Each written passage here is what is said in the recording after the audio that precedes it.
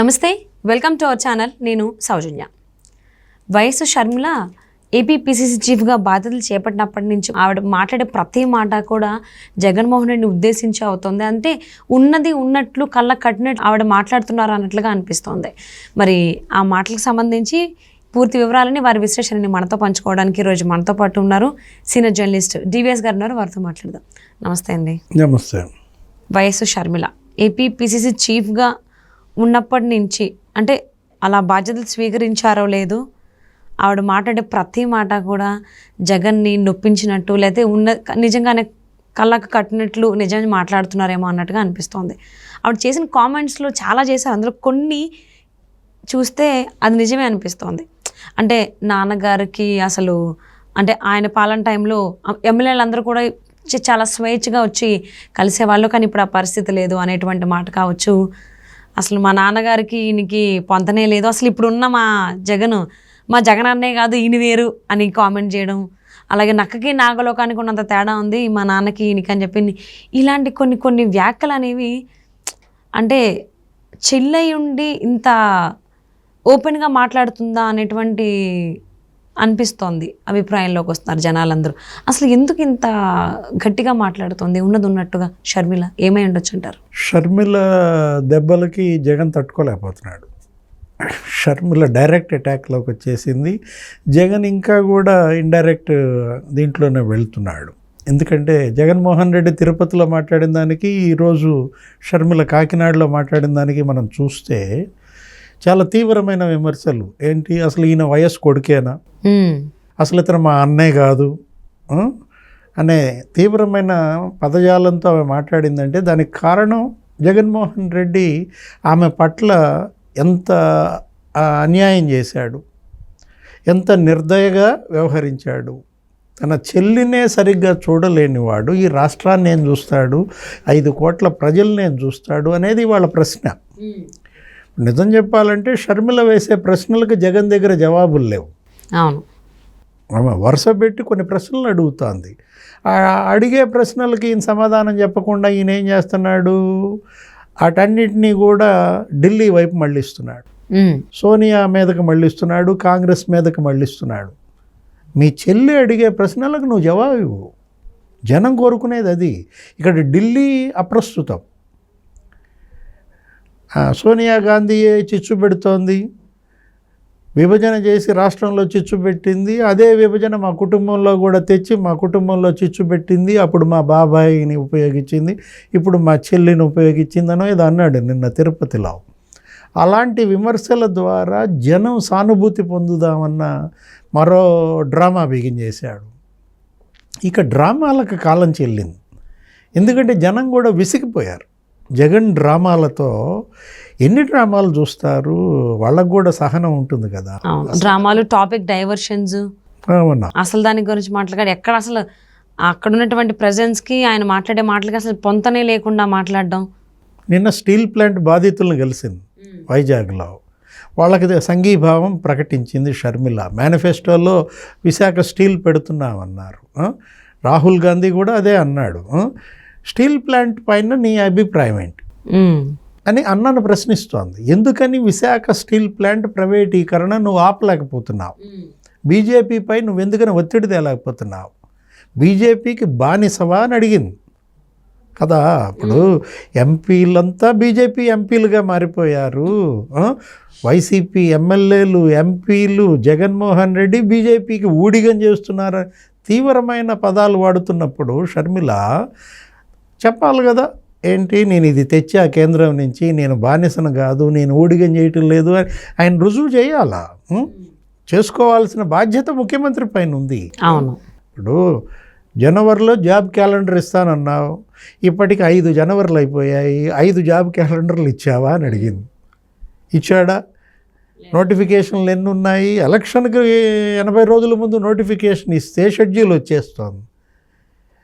నువ్వు ఇప్పుడు నోటిఫికేషన్లు ఇస్తే ఆ జాబ్స్ ఎప్పుడు ఫిలప్ చేస్తావని అడుగుతోంది. ప్రత్యేక హోదా మీద జగన్ రెడ్డి ప్రతిపక్షంలో ఉన్నప్పుడు దీక్ష చేశాడు. అప్పట్లో దీక్షలు చేసేవాడు.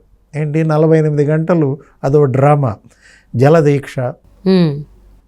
తర్వాత ఈ నిరుద్యోగ దీక్ష, లేకపోతే ప్రత్యేక హోదా దీక్ష. అప్పుడు దీక్షలు చేసావు కదా, ఇప్పుడు పవర్లోకి వచ్చి 5 ఏళ్ళు అయింది, ఏమైనాయి నీ దీక్షలు? అవును, దాని గురించి కూడా షర్మిల కామెంట్ చేశారు. ప్రతిపక్ష నేతగా ఉన్నప్పుడు ప్రతి దానికి సంబంధించి మాట్లాడిన వాడు ఇప్పుడు ఎందుకు దేని గురించి మాట్లాడట్లేదు అని. అంటే జగన్మోహన్ రెడ్డి భయపడుతున్నాడు. ఇతను రాజశేఖర రెడ్డి లక్షణాలు ఇతనిలో లేవు. మా నాన్న ఇందాక అన్న ఏంటి, ఎమ్మెల్యేలందరూ స్వేచ్ఛగా మా నాన్న కలిసేవాళ్ళు. రోజుకి 30-40 మంది ఎమ్మెల్యేలతో మాట్లాడేవాడు, మంత్రులతో మాట్లాడేవాడు. ప్రజలకు కూడా అందుబాటులో ఉండేవాళ్ళు వైఎస్ గారు. అసలు నువ్వు అపాయింట్మెంట్ ఇస్తున్నావా?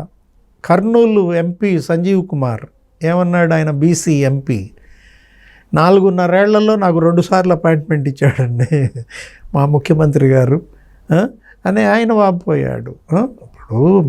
ఇప్పుడు వాళ్ళ సిట్టింగ్ ఎమ్మెల్యేలు అంటున్నారు.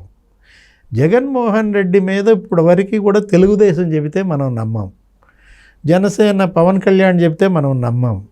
ఎందుకంటే వాళ్ళు ప్రత్యర్థులు, ఈయన తిడుతున్నారు అని ఏదో గొప్ప ఈయన మీద అభిమానంతో మనం నమ్మకపోయినా ఇప్పుడు సొంత చెల్లే చెప్తోంది కదా. అవును, షర్మిల చెబితే నమ్మకుండా ఉంటామా? సొంత పార్టీ వాళ్ళే తిడుతున్నారు కదా. ఎవరు, ఆళ్ళ రామకృష్ణారెడ్డి తిడుతున్నాడు, కాపు రామచంద్రారెడ్డి అసలు రోడ్డు మీద నుంచుని జగన్ ఇంటేపు తిరిగి ఒక దండం పెట్టాడు. ఏమని, బై బై జగన్ అన్నాడు. బై బై జగన్ అనేది ఇవాళ ఆంధ్రప్రదేశ్ మొత్తం మోగుతోంది.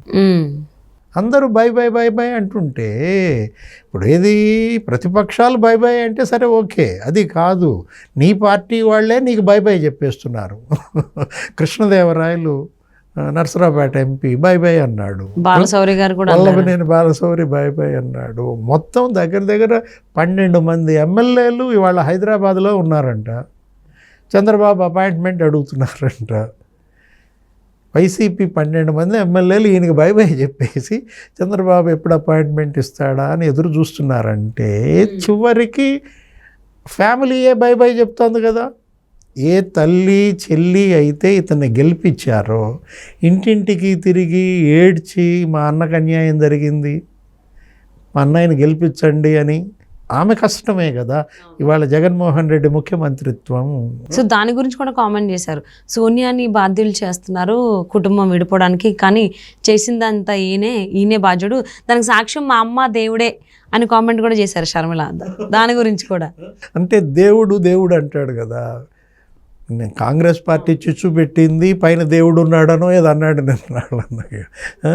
ఇప్పుడు చెల్లి కూడా చెప్తుంది, అసలు చిచ్చు పెట్టిందే నువ్వు కదరా నాయన, చీల్చుకున్నదే అయిన, ఆస్తుల్లో చిచ్చు పెట్టింది నువ్వు, రాజకీయంలో చిచ్చు పెట్టింది నువ్వు, కుటుంబంలో చిచ్చుకు కారకుడు నువ్వు. ఇప్పుడు బాబాయ్ హత్య కేసు ఉంది, వివేకానంద రెడ్డి హత్య కేసు, దానిలో నిందితులుగా ఎవరున్నారు, అవినాష్ రెడ్డి, భాస్కర్ రెడ్డి ఆల్రెడీ జైల్లో ఉన్నాడు.